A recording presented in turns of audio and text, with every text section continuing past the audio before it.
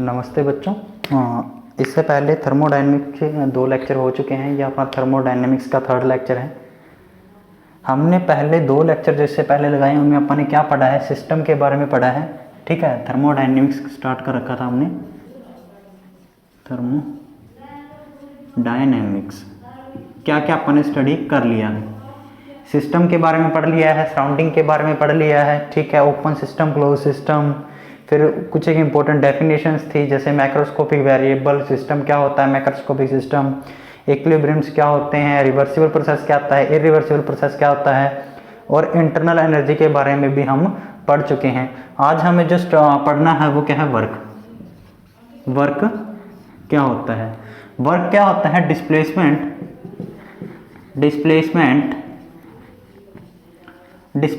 Of force, displacement of force in the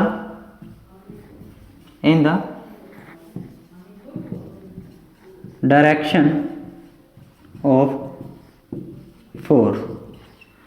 क्या meaning हुआ कि हमने फोर्स की डायरेक्शन में कितनी फोर्स लगाई है और किस डिस्प्लेसमेंट के अंडर लगाई है, कितनी डिस्प्लेसमेंट के अंडर उस फोर्स को लगाया है। तो कैसे लिखेंगे इसको? W is equal to force into में डिस्प्लेसमेंट, जिसको मैंने dl से शो कर दिया।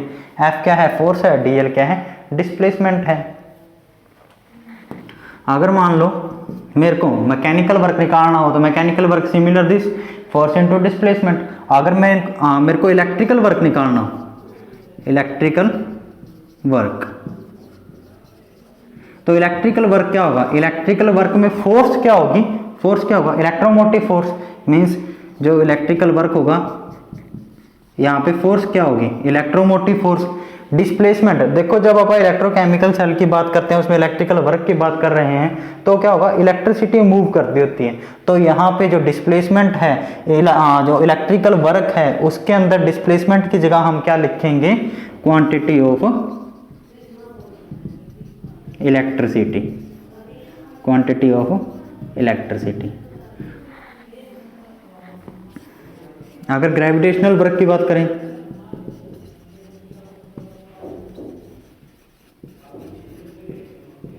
तो ग्रेविटी के अपोजिट किसी सब्सटेंस को उठाने में या किसी सिस्टम को वर्क करने में कितना वर्क लगा है तो वो क्या होगा? ग्रेविटी के अपोजिट है। सिंपल सी बात है, ग्रेविटी के अपोजिट किसी चीज को उठा रहा हूं तो कितना वर्क करना पड़ रहा है, तो कैसे होगा? उसके वेट के बराबर मैंने फोर्स लगाई। वेट क्या? mg। कितनी डिस्प्लेसमेंट मीन्स कितनी हाइट पे उसे उठाया, h, mgh हो जाएगा। तो सिमिलर हम क्या निकाल लेंगे?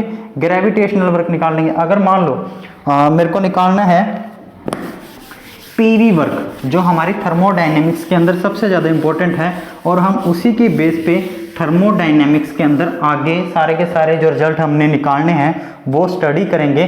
तो वो कैसे निकालेंगे? जो अपना पीवी वर्क है एक बार उसको देख लो। पीवी वर्क, मैंने मान लिया कोई सिलेंडर है जिसके अंदर गैस को फिलअप कर रखा। यहां पे क्या है? कोई पिस्टन है। ठीक है, तो अब मैं बात करता हूं वर्क। वर्क जो अपन ने सिंपल पढ़ा है, वर्क क्या होता है? फोर्स इनटू में डिस्प्लेसमेंट। ठीक है, अब मैं बात करता हूं फोर्स की। देखो ये पिस्टन है, अब मैंने क्या किया? वर्क ऑन द सिस्टम कर रहा हूं, तो मैं यहां से क्या लगाऊंगा? फोर्स। अब फोर्स किसके बराबर होती है? यहां से मैंने क्या अप्लाई किया? अगर मैं इस डायरेक्शन से फोर्स लगा रहा हूं, सिंपल सी बात है, मैं इस डायरेक्शन से क्या लगाऊंगा? प्रेशर लगाऊंगा। इस डायरेक्शन से मैंने प्रेशर लगाया, कितने एरिया में लगाया? ये जो एरिया है कितना, इसको मैंने मान लिया A। ये जो एरिया है, क्या किया मैंने? प्रेशर लगाया इस एरिया के अंदर। उस कंबाइंड को क्या बोल देंगे? फोर्स बोल देंगे। तो फोर्स हमारा क्या आ जाएगा?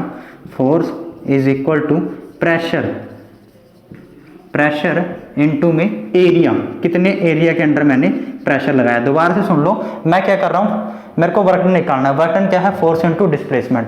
तो मैंने क्या किया? ये पिस्टन था, पिस्टन के ऊपर प्रेशर लगा दिया। कितने एरिया के अंदर लगाया? प्रेशर इनटू में जिस एरिया के अंदर मैंने प्रेशर लगाया, ए किसके बराबर होगा? फोर्स के। तो फोर्स की वैल्यू क्या आ गई? प्रेशर इनटू एरिया, या फिर अपन इसको सिंपल लिख दें P, इसको लिख दें E। ठीक है, अब मैं बात करता हूं डिस्प्लेसमेंट की। मैंने क्या किया, इस पिस्टन पे प्रेशर लगाया, जो अपना पिस्टन था वो अब यहाँ ना रहकर कहाँ आ गया, यहाँ पे आ चुका है। तो कितनी डिस्प्लेसमेंट, dl। तो वर्क डन किसके बराबर होगा, work done is equal to pressure P, क्योंकि फोर्स इंटू डिस्प्लेसमेंट है ना, फोर्स किसके बराबर है, pressure into area, pressure into area, displacement कितनी है, dl। अब मैं इसको क्या लिख दूंगा, area into displacement is equal to volume. तो प्रेशर इंटू वॉल्यूम ये किसके बराबर आ गया, W के बराबर। तो अब मैं क्या लिख सकता हूं, जो अपने PV जो अपना PV वर्क है वो किसके बराबर होगा, P इंटू V के। जैसे इसके नाम से लिखा है ना PV वर्क, तो वर्क डन किसके बराबर आ जाएगा, W is equal to P into V। अब मेरे को क्या निकालना है, टोटल वर्क डन निकालना है, टोटल वर्क डन। अब एक बार ध्यान से सुनना, मैंने क्या किया था, इतना सा पिस्टन को मूव करा था डिस्टेंस dl। अब मेरे को इस वर्क को कंप्लीट करना है, इस पे जितना मेरे को वर्क कहा गया था उतना करना है, तो ये dl ऐड होता जाएगा, ठीक है। इस dl को ऐड करने से अच्छा, हम मैथमेटिक्स के अंदर पढ़ते हैं ना, थोड़े थोड़े चेंज को अगर मेजर करना हो तो क्या कर देते हैं, इंटीग्रेशन कर देते हैं। तो मेरे को अगर टोटल वर्क डन निकालना है तो मैं इसका इंटीग्रेशन कर दूंगा, तो इंटीग्रेशन करने पे क्या आएगा, इंटीग्रेशन कर दिया मैंने v से v2 sorry initial volume and final volume, जहां तक मेरे को वर्क करना है, और PV। अब मैंने क्या मान लिया, at constant pressure, at constant pressure पे वर्क डन कितना होगा, W is equal to P बाहर, क्योंकि कांस्टेंट है, V के अकॉर्डिंग अगर इसका इंटीग्रेशन कर दूं तो क्या आ जाएगा, V2 माइनस V1। इसको ऐसे भी लिख सकता हूं, P डेल्टा V। अब वर्क डन को ऐसे ना लिख के, देखो मैंने क्या किया है, टोटल वर्क डन निकाला है, ये तो समान क्वांटिटी थी, अब मैं थोड़ा थोड़ा वर्क ऐड करता जाऊंगा, तो ये वर्क डन W में तो नहीं लिख सकते, इसको कैसे शो कर दूंगा, डेल्टा से, डेल्टा W। तो डेल्टा W क्या आ गया, P डेल्टा V। और यहाँ पे P कौन सा प्रेशर है, देखो मैं कौन से प्रेशर की बात कर रहा था, work done on the system कर रहा था मैं, तो मैंने प्रेशर बाहर वाली साइड से लगाया, एटमॉस्फेयर ने जो प्रेशर लगाया, तो यहाँ पे P कौन सा आ जाएगा, प्रेशर एक्सटर्नल प्रेशर। तो यहाँ पे जो वर्क डन होगा, वर्क डन किसके बराबर आ जाएगा, जो PV वर्क डन है, work done is equal to जो P अपना एक्सटर्नल है इनटू में change in volume delta V। ये अपना क्या आ चुका है, PV वर्क आ चुका है।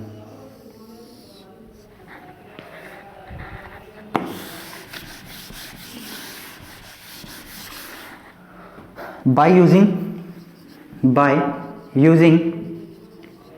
SI साइन कन्वेंशन, अगर मैं SI जो साइन कन्वेंशन है वो यूज करूं तो वर्क डन क्या होगा, work done by the system, work done by the system क्या होगा, नेगेटिव होगा, तो क्या लिख दूंगा, P external delta V। Work done on the system positive होगा, तो P एक्सटर्नल डेल्टा V। ये हमारा क्या आ गया, PV वर्क आ चुका है। अगर work done on the system है, ठीक है, तो क्या होगा, work done by the system है तो क्या होगा। उसके बाद जो हमें टॉपिक पढ़ना है, वो जो हमारा टॉपिक है, उसके बाद है work done in reversible process. Maximum होता है, ये हमें स्टडी करना है कि कैसे मैक्सिमम होता है। सुना होगा आपने +1 में कि work done in reversible process is maximum work done, maximum work done. अब हमें ये स्टेटमेंट है, ये पढ़नी भी और इसको प्रूव भी करना है कि रिवर्सिबल प्रोसेस के अंदर जो वर्क डन होता है वो क्या होता है, मैक्सिमम होता है। तो ध्यान से देखिएगा इस बार इसको कि रिवर्सिबल में वर्क डन कैसे मैक्सिमम होता है।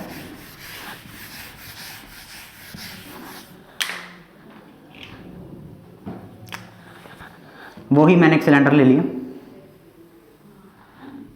जिसके अंदर क्या है, मैंने गैस फिल कर रखी है,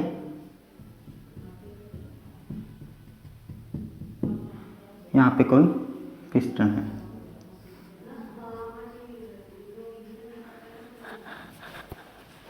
मान लो मेरे को निकालना है work done by the system, work done by the system eight constant pressure. कौन सा कांस्टेंट प्रेशर? बाहर का जो एक्सटर्नल प्रेशर है वो कांस्टेंट है। तो वर्क डन अभी अपन ने निकाला है कि वर्क डन कांस्टेंट प्रेशर पे कितना होता है, पी एक्सटर्नल इनटू में डेल्टा वी। अगर work done by the system है तो नेगेटिव। ठीक है, एक बार इस नेगेटिव पॉजिटिव को छोड़ो, हमें सिर्फ ये देखना है कि वर्क डन इसमें मैक्सिमम कैसे है, इस पर थोड़ा सा ध्यान दीजिएगा। ठीक है, कि मैंने क्या कहा, प्रेशर क्या है, कांस्टेंट। मींस यहाँ पे जो एक्सटर्नल प्रेशर है वो जो पी एक्सटर्नल है वो क्या है, कांस्टेंट है। अब work done by the system means क्या है, गैस वर्क डन करेगी। गैस वर्क करेगी तो गैस क्या होगी, एक्सपैंड होगी, तो अपना वॉल्यूम क्या होगा, इंक्रीज होगा। अब वॉल्यूम यहाँ ना रहकर कहाँ हो जाएगा, यहाँ शिफ्ट हो जाएगा। ठीक है, ये मैंने इनिशियल मान लिया V1, ये मैंने V2 मान लिया फाइनल। कब, जब गैस वर्क करेगी। अब ध्यान से सुनना, देखो क्या है, गैस वर्क कब करेगी, जब इंटरनल प्रेशर है, जो अपना इंटरनल प्रेशर है वो एक्सटर्नल प्रेशर से ज्यादा हो जाए। ठीक है, मींस P एक्सटर्नल की यहां तो मैक्सिमम वैल्यू है, यहां पे जो एटमॉस्फेरिक प्रेशर है उसकी तो मैक्सिमम वैल्यू है। इस मैक्सिमम वैल्यू को जब P इंटरनल इससे थोड़ा सा मींस कितना, इनफाइनाइट असेंबली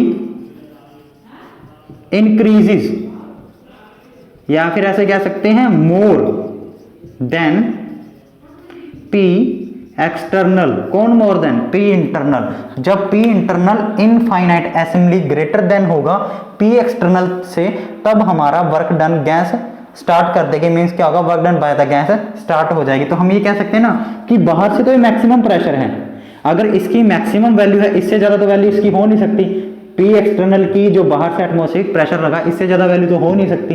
ठीक है, तो ये इसकी क्या है, प्रेशर की मैक्सिमम वैल्यू है। इस मैक्सिमम वैल्यू को जब ये P इंटरनल क्रॉस करेगा तभी हमारी गैस क्या होगी, एक्सपैंड होगी, और क्या, work done by the system start हो जाएगा। तो ये हमारा क्या होगा, मैक्सिमम होगा।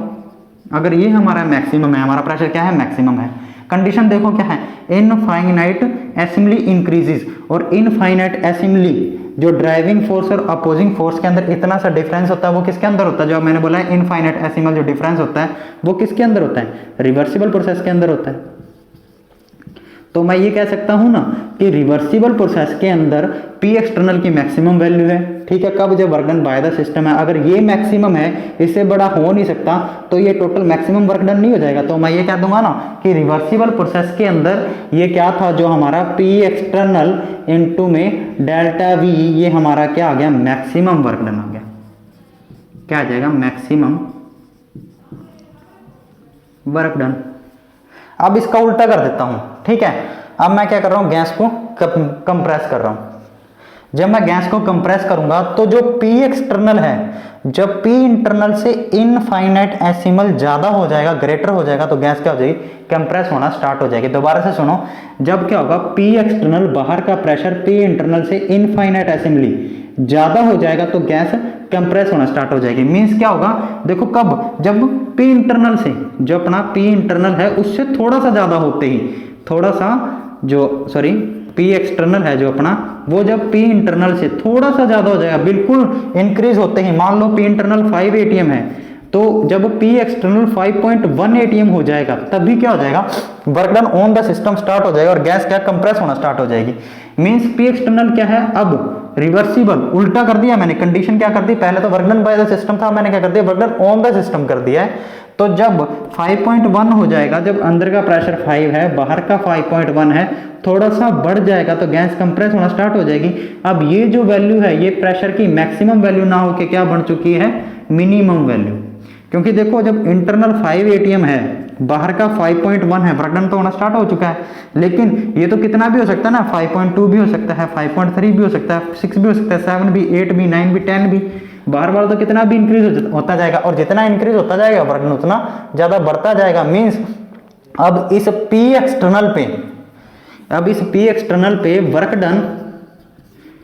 वर्क डन जो ऑन द सिस्टम होगा, ऑन द सिस्टम होगा, वो कौन कितना होगा, वो होगा मिनिमम क्वांटिटी होगी। तो याद रखना कि जब भी मैक्सिमम वर्क के अपोजिट की कंडीशन लेते हैं, यहां मैंने क्या लिया, work done by the system लिया जब मैक्सिमम वर्क था। अगर मैं इसका उल्टा कर दूं, work done on the system कर दूं, तो उसी प्रेशर पे जो वर्क डन होगा वो क्या होगा, मिनिमम हो जाएगा।